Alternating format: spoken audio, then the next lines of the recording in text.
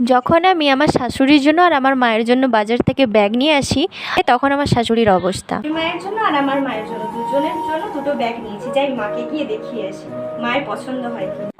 মা, কিছু বলবে বৌমা? বলছি শুনুন না, কালকে বাজারে গেছিলাম তো আপনার জন্য আর আমার মায়ের জন্য দুজনের জন্য দুটো ব্যাগ এনেছি। এইটা হচ্ছে আপনার ব্যাগ আর এটা হচ্ছে আমার মায়ের ব্যাগ। ওই দেখি দেখি আমার ব্যাগটা দেখি। এটা আপনার, ওটা আপনার আর এটা আমার মায়ের। আপনারটা পছন্দ হয়েছে মা? দেখি তোমার মায়ের ব্যাগটা একটু হাতে নিয়ে দেখি। ও, নিজের মায়ের বেলা দামি ব্যাগ আর আমার বেলা কম দামি ব্যাগ। দেখি মাকে কি করে দেয় ওই দামি ব্যাগটা।